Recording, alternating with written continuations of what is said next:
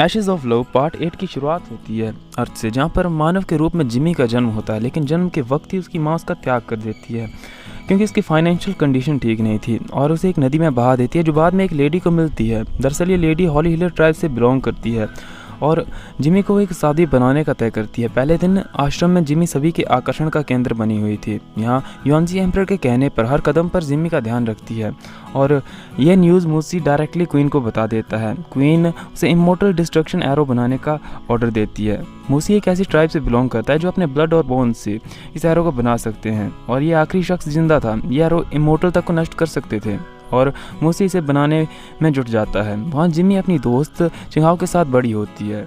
चिंहाओ जो कि रोरो का पुनर्जन्म था। शुफंग की बात करी जाए तो अर्थ पे उसका नाम किंगी था, जो यहाँ भी गॉड ऑफ वॉर के नाम से जाना जाता है और जिमी की लाइफ इसके साथ जुड़ी हुई थी। अगर ये मरता है तो जिमी को भी मरना होगा, जो उसे बिल्कुल पसंद नहीं था। वहाँ नाइट इमोर्टल फ्लोरियम में सभी को रिलैक्स करता है और कहता है कि जिमी ठीक है और अच्छे से अपनी लाइफ को स्पेंड कर रही है और वो हमेशा उसकी प्रोटेक्शन करता रहेगा। वहाँ क्वीन ने अगेन योंजी को बुलाया और जिमी के फेट को बदलने के लिए उसे फोर्स करा। जिमी की बात करें तो वो चिंगाओ के साथ वापस अपनी ट्राइब में पहुँचती है, लेकिन स्टोर से कुछ हर्ब की कमी की वजह से वो वापस जंगल की ओर जाने लगती है। चिंगाओ भी उसके साथ जाना चाहती थी, लेकिन उसकी आंट उसे रोक लेती है और जिमी अकेली चली जाती है। वहाँ किंगी की बात कही जाए तो जंगल में शिकार करने के लिए निकला था, लेकिन सडनली उस पर कुछ सैनिक हमला कर देते हैं, जिसके कारण उनकी लड़ाई के दौरान सारे सैनिक मारे जाते हैं और उसके ओपोनेंट भी मारे जाते हैं। बचता है सिर्फ एक किंगी। किंगी पूरी तरह से जख्मी था और वो डायरेक्टली जिमी से टकरा जाता है। पहले जिमी डर जाती है, लेकिन फिर से चेक करने लगती है। एक असर उन पे वार करता है, लेकिन येन एलेक्जर बाहर आ जाता है। उसकी पावर से जिमी बच जाती है और हेवन की पावर के साइन को देखकर असर वहाँ से भाग जाता है। जिमी उसे एक झोंपड़ी में ले जाती है, वहाँ उसके कपड़े चेंज करवाती है, ड्रेसिंग करती है। उसके बाद वो वापस अपनी ट्राइब में चली जाती है। वहाँ मुझसी इमोर्टल डिस्ट्रक्शन एरो बनाने में सक्सेस हो जाता है और इसी वजह से वो नीदर के कहर का कारण भी बन जाता है। अब डीमन रीजन अलर्ट हो जाता है। वहाँ एक सैनिक डीमन लॉर्ड को शिवफंग के रिडेम्पशन की न्यूज़ देता है। अपने बेटे श्वान की हालत की वजह से पहले वो शिवफंग से काफ़ी ज़्यादा गुस्सा था और अब उसे मोर्टल वर्ल्ड में मारने का डिसाइड करता है। प्लानिंग करने लगता है कि किस तरह से उसे मारा जा सकता है। वहाँ मुझसी भी एरो बनाकर क्वीन को दे देता है, पर क्वीन उसे जिमी को मारने का टास्क देती है। जिमी भी येन एलेक्जर के बाहर आ जाने की वजह से थोड़ी जख्मी हुई थी, इसलिए चिंगाओ उसकी ड्रेसिंग करती है।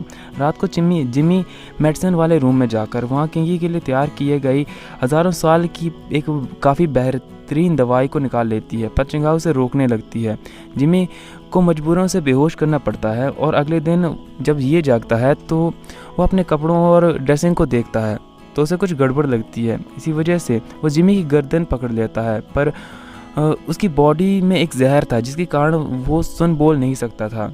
इसी वजह से वो अब जिमी पर विश्वास करने लगता है। जिमी किसी तरह से उसे अपनी गर्दन छुड़ाती है और उसे समझाती है, उसे विश्वास दिलाती है कि वो उसे ठीक करने की कोशिश कर रही थी। अगले दिन वो मार्केट जाने लगती है तो ये कहता है कि उसके लिए प्रॉपर कपड़े ले आए।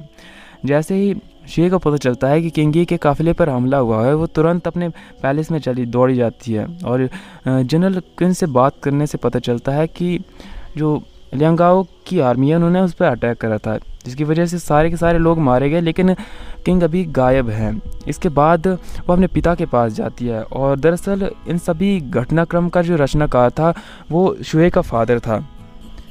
शुए के काफ़ी ज़्यादा रिक्वेस्ट करने के बाद उसके पिता नैनपिंग उसे दिलासा देते हुए कहते हैं कि उन्होंने ये को ढूंढने के लिए सैनिक भेजे हैं। वहाँ जिमी मार्केट से वापस आती है और ये के लिए कपड़े भी ले आती है, लेकिन ये को उसे खुद पहनाने पड़ते हैं। रात को जिमी उसे कुछ कंटीली हर्ब्स को साफ़ करने का टास्क देती है और इन सब को साफ़ करते हुए उसके हाथ काफ़ी ज़्यादा छिल जाते हैं। जब ये अपना काम पूरा कर लेता है तो इसके बाद वापस आता है तो टेबल पर दवाई रखी थी और साथ में एक मैसेज लिखा हुआ था कि इसे लगा लेना।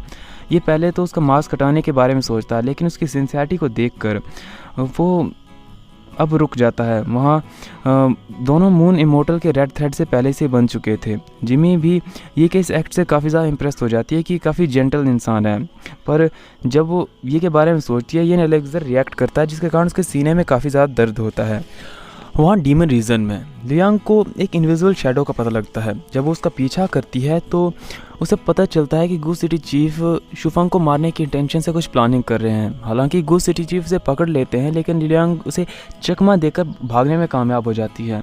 हेवन में एक और जुगलबंदी काफ़ी बेहतरीन थी, यानजी और मून इमोर्टल की। कॉन्गलू वहाँ पे आती है और अपने पिता ताइसी के बर्थडे के लिए उन दोनों को इनवाइट करती है। मून इमोर्टल को धोखा हो जाता है कि शायद वो जिमी है, पर यानजी उसकी इस कन्फ्यूज़न को दूर कर देती है। कॉन्गलू को की ड्रेस को देखने के बाद उन्हें कुछ ठीक नहीं लगता, तो उसे एक नई ड्रेस देते हैं, जिसके बाद वो बेहद खूबसूरत लगने लगती है। मून इमोर्टल को लगता है कि ये बिल्कुल जिमी की तरह लग रही है। वहीं इसी वजह से वो उसे एक रेड थ्रेड देता है, जो हेवन में काम तो नहीं आता है, लेकिन उसके अकॉर्डिंग ये लकी हो सकता है। कॉन्गलू खुश हो जाती है कि उसका कंपैरिजन जिमी के साथ किया जा रहा है, तो वो मून इमोर्टल से एक और रेड थ्रेड मांग लेती है।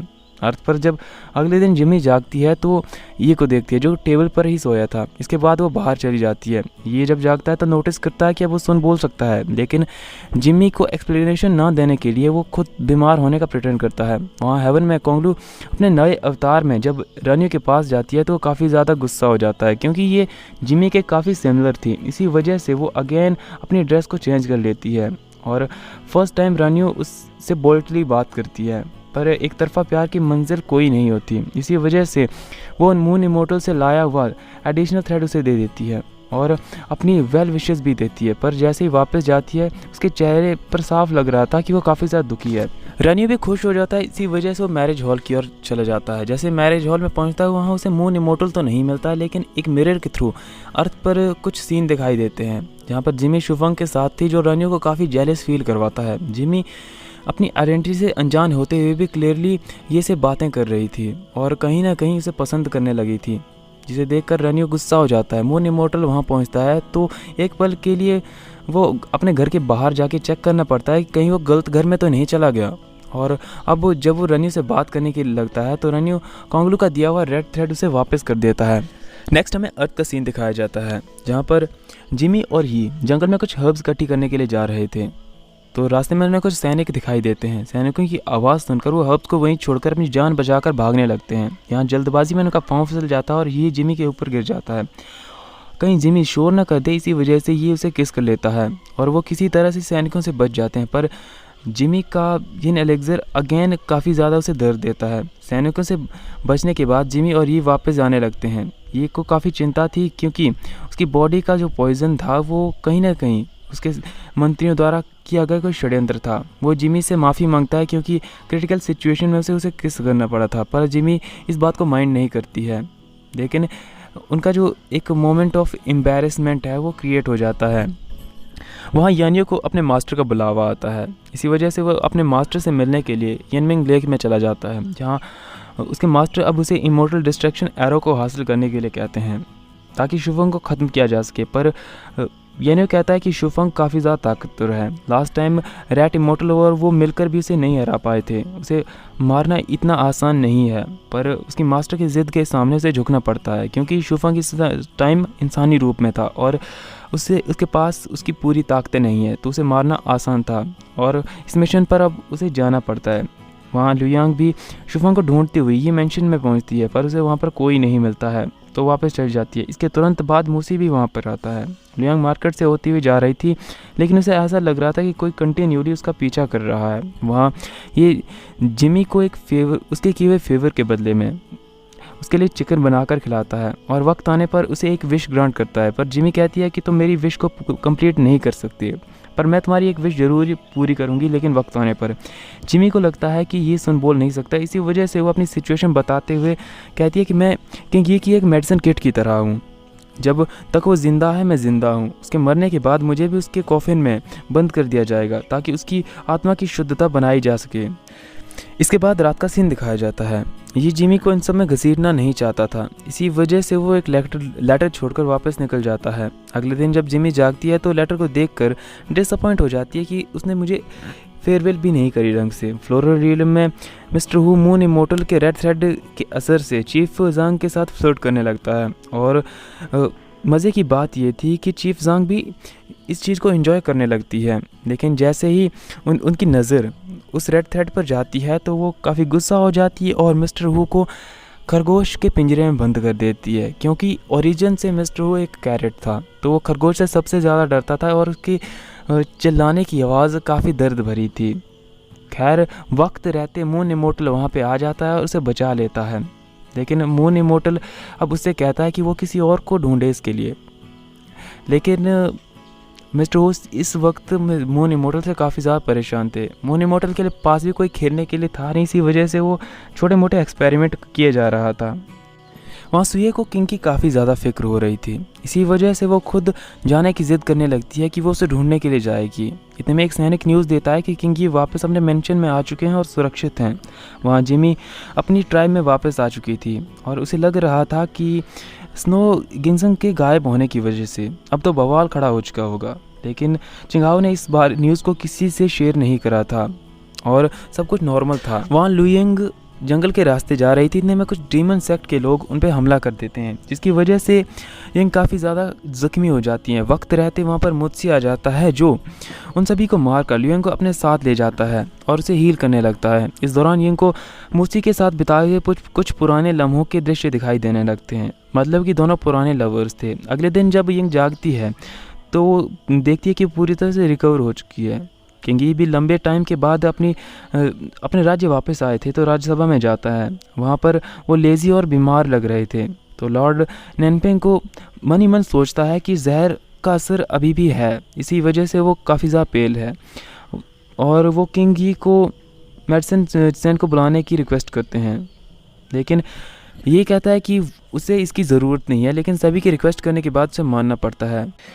किंगी जनरल क्विन को सेंटेस की सेफ्टी को पर्सनली इंश्योर करने के लिए कहता है। इतने में शुए वहाँ पर आ जाती है, जिसे देखकर क्विन चुपचाप अपना रास्ता पकड़ लेता है। शुए वैसे तो किंग के लिए सूप लेकर आई थी, लेकिन ये सूप लेने के बाद चुपचाप अपने कमरे में चला जाता है और जिमी के ख्यालों में खो जाता है। वहाँ स्नो गिंसन के गायब होने की खबर जब ट्राइब चीफ को पता चलती है तो जिमी से पूछने लगती है। जिमी से इस बारे में पूछा जाता है तो जिमी कहती है कि मैंने उससे लाइफ एलेक्सर बना लिया और वो किंगी पर इसका एक्सपेरिमेंट नहीं करना चाहती थी, इसी वजह से उसने खुद खा लिया। लेकिन चिंगाओ कहती है कि जिमी ने मुझे बचाने के लिए उसका यूज़ करा था।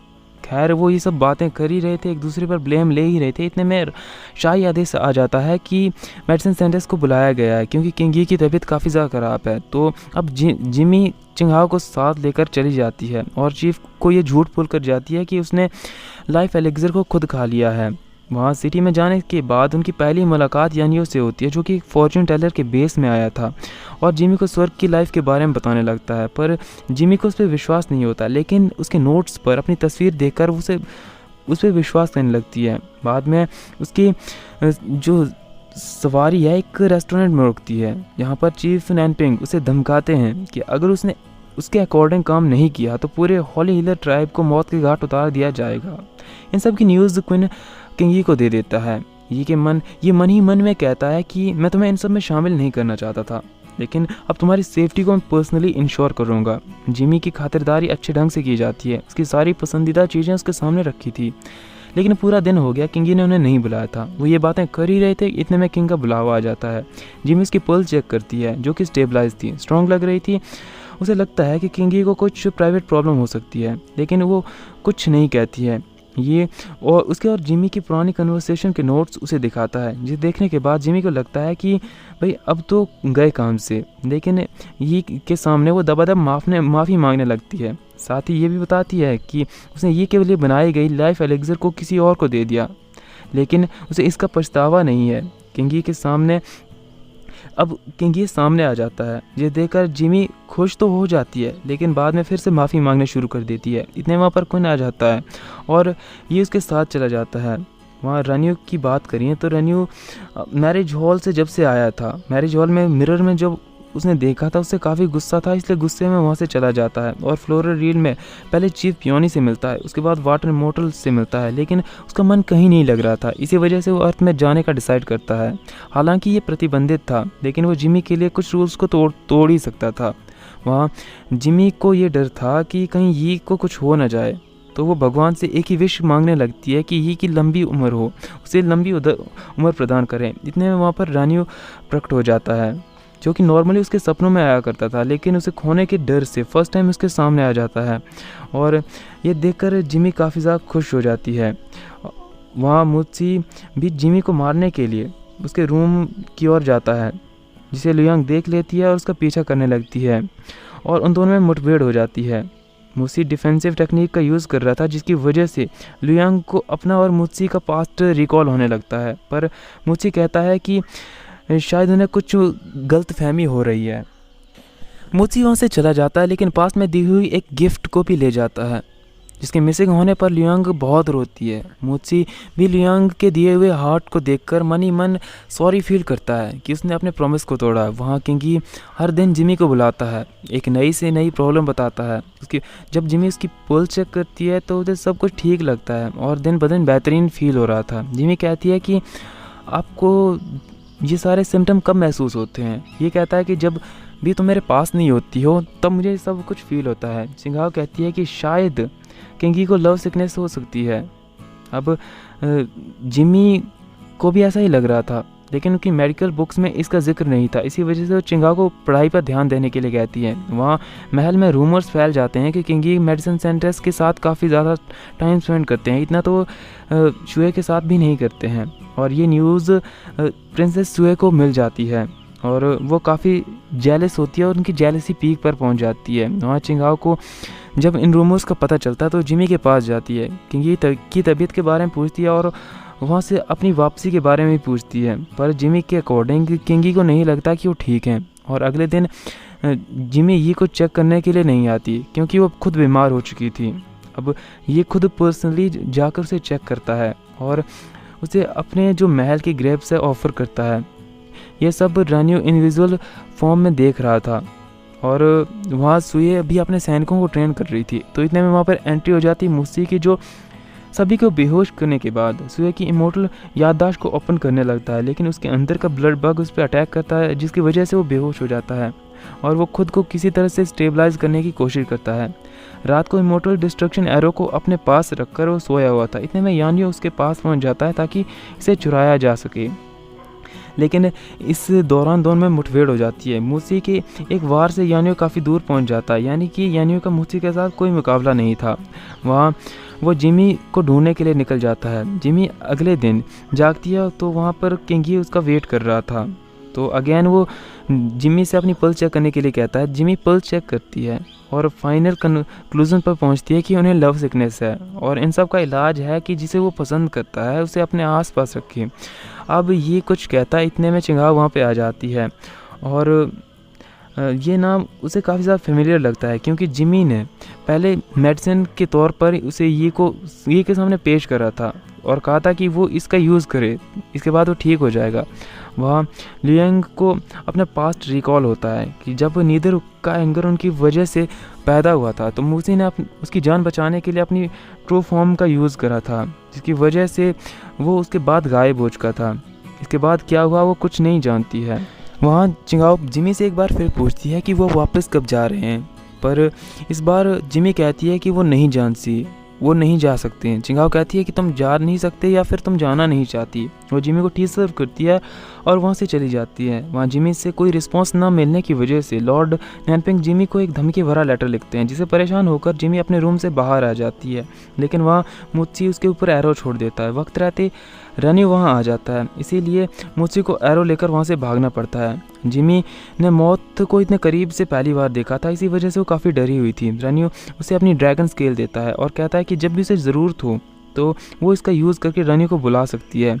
जिमी को भी वो एक साथ वाइन पीने के लिए बुलाता है। नेक्स्ट हमें दिखाया जाता है रनियो एक जगह बैठा था, इतने में उसके पास युआनजी आ जाती है ताकि उसकी गलती से बताई जा सके, लेकिन रनियो उल्टा अपनी बातों के जाल में उसे इस तरह से फंसाता है कि उसे वापस जाना पड़ता है, क्योंकि जिमी की जिम्मेदारी वो पूरी तरह से नहीं ले सकती थी। वहाँ लॉर्ड नैनपिंग चांसलर से मिलने के लिए जा रहे थे ताकि कुछ इम्पोर्टेंट मुद्दे पर बात की जा सके, जिसमें उसे तैयार होने में शुए उसकी मदद करती है। पर मीटिंग में किंगी नहीं पहुंचते हैं, उनकी जो मीटिंग है वो कैंसिल हो जाती है और किंग को चेक करने के लिए मेडिकल सेंटर्स को बुलाया जाता है। अब किंग की तबीयत ख़राब हो चुकी है, ये बात सुनते ही चांसलर और लॉर्ड नैनपिंग काफ़ी वरिड हो जाते हैं और वो डायरेक्टली किंग के रूम में चले जाते हैं, जहाँ पर वो देखते हैं कि किंग की खांसी में ब्लड आ रहा है।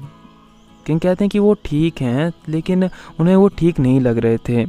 उन्हें लग रहा था किंग उनसे कुछ छुपा रहे हैं। तो इसी वजह से जो लॉर्ड नैनपिंग है उसके माइंड में षड्यंत्रों का जो एक अरेंजमेंट है दोबारा से स्टार्ट हो जाता है। वो किंगी की सिचुएशन का पता लगाने के लिए शुई की मीटिंग उसके साथ अरेंज करते हैं। लुयंग भी मुत्सी की स्मेल का पीछा करते हुए एक पर्वत की चोटी पर पहुंचती है, पर वहाँ पर उसे कोई नहीं मिलता है। मुत्सी बाहर नहीं आ रहा था, इसी वजह से वो पर्वत की चोटी से छलांग लगा देती है। मजबूरन मुत्सी को बाहर आना पड़ता है, उसे बचाना पड़ता है। बट जब लुयंग पास्ट के बारे में पूछती है तो हमें पास्ट की एक झलक दिखाई देती है जहाँ पर डीमन लॉर्ड और गो सिटी चीफ ने उसे कैद कर लिया था, क्योंकि उसकी वजह से लियांग को हर्ट हुआ था। अब उसकी वजह से लियांग को हर्ट हुआ था, इसी वजह से वो काफ़ी ज़्यादा पछताता है उस वक्त। लेकिन जो मेनली उनका टारगेट था वो उसे मारना था, क्योंकि उन्होंने इमोर्टल डिस्ट्रक्शन ट्राइब के सभी लोगों को मौत के घाट उतार दिया था। इसी वजह से वो इसे भी मौत के घाट उतारना चाहते हैं, और इसी वजह से उसे एक भयानक दर्द दिया जाता है, मौत से भी ज़्यादा भयानक। बट जो मुत्सी है वो लियांग से इस बात को छुपाता है। जब लियांग वापस चलने के लिए बात कहती है तो मुत्सी मना कर देता है। वहाँ किंग ये शुए के सामने प्रैक्टिस कर रहा था, इतने में जिमी दवाई लेकर उसके पास आ जाती है। शुए काफ़ी ज़्यादा क्यूरियस थी ताकि जिमी का चेहरा देख सके, लेकिन इतने में यीक की खांसी में ब्लड देखने के बाद वो काफ़ी डर हट जाती है। जिमी से बताती है कि एक ऐसी बीमारी से ग्रसित है जो कि लाइलाज है, और जिसे शुए काफ़ी ज़्यादा उदास हो जाती है। चिंगा उसे बाहर छोड़ने के लिए जाती है। यहाँ में एक बात पता चलती है कि ये एक्टिंग कर रहा है, और पहले ही वो इस चीज़ के लिए प्लानिंग कर चुका था। इसके बाद वो जिमी के साथ काफ़ी ज़्यादा फ्लर्ट करने लगता है, जिसकी वजह से उसकी सांसें बहुत तेज़ हो जाती है। ये नेलेक्सर रिएक्ट करने लगता है, उसका जो माथा है पसीने से भर जाता है। जिमी किसी तरह से वहाँ से बाहर आती है, लेकिन उसका बुरा हाल हो चुका था। ये सब मोन इमोर्टल और युआनजी स्वर्ग में बैठे हुए देख रहे थे, और एक दूसरे को काफ़ी ज़्यादा जो है दोष देते हैं कि उन दोनों की वजह से ये सब हो रहा है, कि किंगी और जिमी एक दूसरे से मिल नहीं पा रहे हैं। वहाँ शुए भी वापस अपने पिता के पास जाती है और सारी जानकारी देती है, पर वो काफ़ी ज़्यादा चिंता कर रही थी।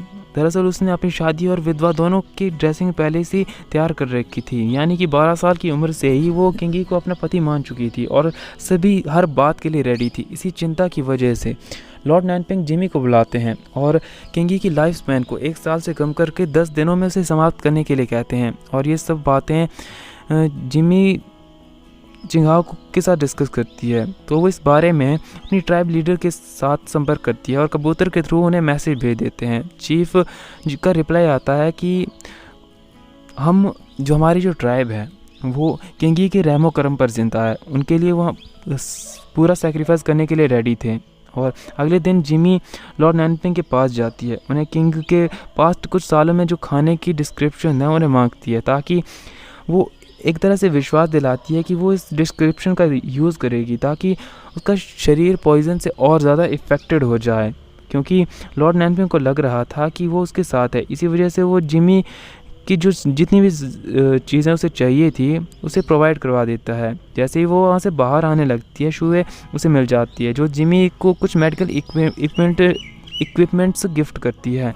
लेकिन इसके बदले में जिमी को अपनी साइड में लाना चाहती थी, पर जिमी काफ़ी ज़्यादा क्लेवर थी तो वो उनके जाल में नहीं आती है। जैसे ही जिमी वहाँ से जाने लगती है, एक स्नेक शुए पर के पाँव से लिपट जाता है। जिमी से शुए की जान बचाती है और बदले में उनसे कुछ वाइन बॉटल और वो मेडिकल इक्विपमेंट मांग लेती है। खैर इसके बाद वो जंगल में उस स्नेक को ढूंढने के लिए निकलते हैं, लेकिन उन्हें वहाँ पर यानियो मिल जाता है, जो अपना इंट्रोडक्शन एज अ पूची के तौर पर करवाता है। लेकिन जिमी जब पूछती है कि ये नाम उसे किसने दिया है, तो वो बताता है कि ये नाम उसकी वाइफ ने उसे दिया है, और दोनों काफ़ी बातें करते हैं। वह प्रधानमंत्री किंगी के पास जाते हैं और उनकी ख़राब तबीयत के चलते हुए उनके सामने 2 प्रपोज़ल रखते हैं। पहला ये था कि वो शादी कर ले ताकि उनके राज्य के लिए उत्तराधिकारी मिल सके, और दूसरा था कि किसी वर्दी मिनिस्टर को देकर उसे थ्रोन का उत्तराधिकारी घोषित कर दिया जाए, क्योंकि राज्य की जो सिचुएशन है वो काफ़ी क्रिटिकल थी। इस बात को जिमी के साथ डिस्कस कर रहे थे और बातों ही बातों में उसे अपनी रानी बनाने के लिए प्रपोज भी कर देते हैं। ये बात सुनने के बाद जिमी कुछ कह नहीं पाती है। रिस्पॉन्स ना मिलने की वजह से ये वहाँ से चला जाता है। चिंगाओ उसके पास आती है, दोनों टेंशन में आ जाते हैं क्योंकि किंगी को जिमी से प्यार हो गया और जिमी शादी नहीं कर सकती है। रात को जिमी रनियो के लिए वाइन तैयार करती है और उसे बुलाती है। रनियो भी उसके लिए नाइट फ्लावर को उगा देता है। वहाँ मुझसे दूर से इमोर्टल डिस्ट्रक्शन एरो के निशाने पर जिम्मी को लिए हुए था। रान्यू जिम्मी के साथ ड्रिंक करने ही वाला था कि अब इतने में एंट्री हो जाती है किंकी की, और जिसे देखकर मुझसे वहाँ से बाहर चला जाता है। बाहर जाने के बाद उस पर कुछ डीमंस अटैक कर देते हैं ताकि उससे एरो छीना जा सके। एरो छीनने की कोशिश में लेकिन गलती से एरो यानियो के हाथ लग जाता है और उसे वो डीमन पे वार कर देता है। लकीली अगेन ये मुझसे के हाथ लग जाता है, लेकिन डीमन उसका पीछा नहीं छोड़ते और इतने में वहाँ लियांग आ जाती है, जिसे मुठभेड़ के दौरान एरो नीचे गिर जाता है और एक लकड़ी के टुकड़े में बदल जाता है। दरअसल यानियो ने उन्हें ट्रिक करा था और एक लकड़ी का टुकड़ा उन्हें थमा दिया था।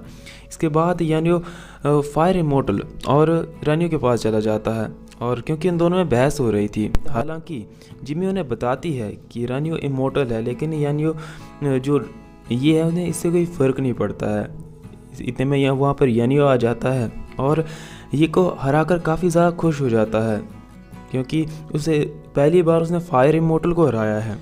खैर इस रात काफ़ी कुछ हो चुका था, इसी वजह से रानियो उन सब की यादें मिटा देता है। अगले दिन ये जिमी और क्विन बेहोश मिलते हैं और उन्हें रात को क्या हुआ इस बारे में कुछ भी याद नहीं होता है। रानियो जब यानियो से बात कर रहा था तो उसके हाथ में इमोर्टल डिस्ट्रक्शन एरो को देखता है, जिसकी क्यूरियोसिटी की वजह से वो अधूरी जानकारी को पूरा करने के लिए लाइब्रेरी को छानने लगता है। और इन सब की खोज के दौरान उनकी नज़र एक पेंटिंग पे पड़ती है जो बाई चैन की थी। ये एक ऐसी पेंटिंग थी जिसका नाम लेने तक के लिए हेवन एम्परर ने हेवन में मना कर दिया था, प्रतिबंधित कर दिया था, पर उसके हाथ में एक फ्लेमिंग पर्ल लगा हुआ था। इसी वजह से रानियो की तहकीकात शुरू हो जाती है और वो निकल पड़ता है वहाँ अर्थ पर। लियांग मुझी